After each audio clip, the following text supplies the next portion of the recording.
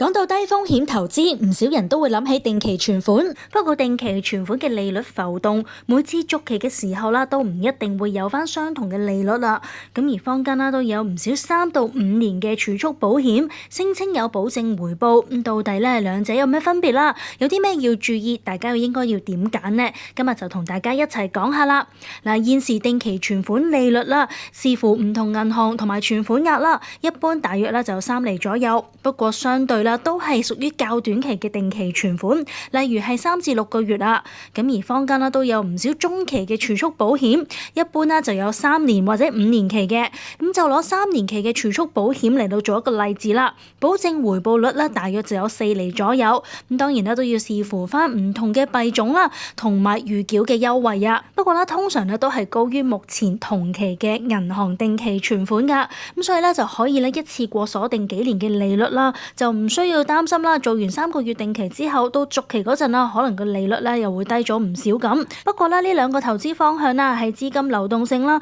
中途解約風險同埋保障成分上面啦，都有顯著嘅分別噶。第一，我哋先講下個回報率啦。嗱，對於一啲3年期嘅儲蓄保險，留意呢度講嘅咧，淨係一啲保證回報型啊，咁就係相對較高嘅，保證內部回報率 IRR 啦就可以有4%啦。記住呢度咧都要提一提大家，就要好小心啲字眼，一定要係寫住保證回報嘅，亦即係個保證現金價值啊。如果咧佢係寫住預期回報，有預期呢2個字嘅話咧，亦即係個回報咧係不確定噶。咁至於銀行定期存款方面啦，一般啦嗰個利率咧都係較低啦，咁而且通常咧都會隨住市況啦，咁個利率會有所改變。目前大約咧就喺3厘或者以下噶。跟住我哋講下個鎖定期啊，咁啊3年期嘅儲蓄保險啦，就一定要固定嗰3年裡面啦，中途你係唔可以隨便提取噶。咁至於銀行定期存款啦，就視乎你究竟咧存幾耐啦，咁可以非常之靈活嘅嗱，可以有啲短嘅係7日啊、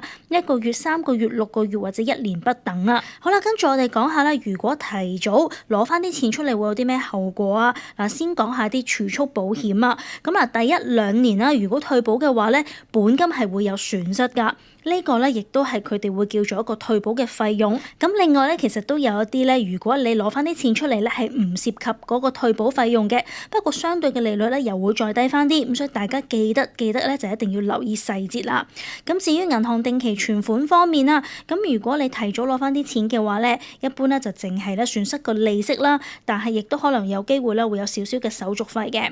咁跟住啦，我哋講下額外保障方面啦，對於啲儲蓄保險啦，咁就會有一個身故賠償嘅一啲基本人壽保障成分，不過咧就唔好預期啦，呢個係一個好大額嘅身故賠償啦。咁其實都係攞翻你嘅本金再加少少利息嘅啫。咁至於銀行定期存款方面啦，就係冇呢一個嘅人壽保障嘅，咁啊純粹一個咧用嚟儲錢即係收息嘅工具啦。跟住我哋講下個保障制度啦。咁如果係儲蓄保險嘅話咧，咁佢屬於一個保險嚟嘅，咁就會受保險公司資本同埋保費徵費嘅保障嘅。咁至於銀行定期存款嘅話咧，就會受香港存款保障計劃保障，而每間銀行咧最高係會有80萬港元噶。好啦，跟住我哋再仔細啲分析下，嗱，儲蓄保險啦就可以幫助我哋鎖定3年嘅一個咧固定嘅高回報啦。咁所以咧，若果係喺減息週期當中啦，呢類嘅產品咧就可以避開銀行定期存款喺到期之後啦利率持續下跌嘅風險啦。咁至於定期存款啦，雖然目前咧仍然都有一定嘅吸引力啦，咁但係多數咧高息嘅優惠咧都屬於短期嘅，例如好似3個月啊或者6個月啦。咁3年期嘅長嘅定期存款利率咧，通常都會比較低一啲噶，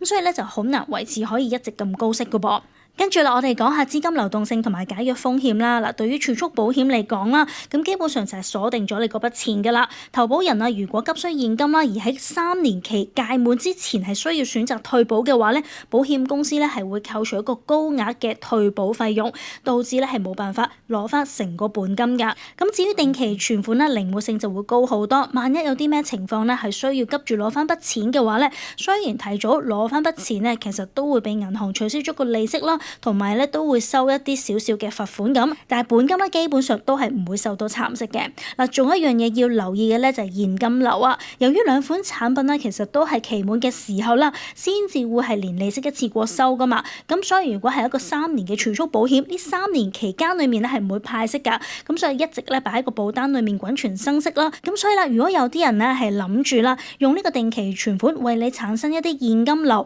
例如每3個月啦就可以攞啲息出嚟使下嘅話咧，咁就唔適合買一個3年期嘅儲蓄保險啦。咁至於供款要求啦，呢個儲蓄保險啦，好多時都係一個叫做整付保費 single premium 啊，或者叫做等繳保費，亦即係一次過俾啦。咁就唔同一般嘅保險啦，係每個月啊，又或者每年咁樣去繳交保費嘅。咁所以基本上咧都係同定期存款一樣啦，係要一次過鎖死筆資金啦，去鎖定個高回報噶噃。好啦，到最後啦，到底咧大家應該要點揀呢？嗱，如果你係有一筆啦3年裡面完全唔會動用嘅閒置資金，而且亦都希望咧喺一個減息環境底下可以鎖定較高嘅保證回報嘅話咧，咁就可以揀3年期嘅儲蓄保險啦。咁如果咧你係需要咧呢個財務狀況係比較多變動啊，又或者需要現金啦去應付突如其來嘅開支，又或者希望啦可以保留資金彈性啦，去到捕捉其他機會嘅人咧，咁就應該要選擇咧銀行定期存款啦。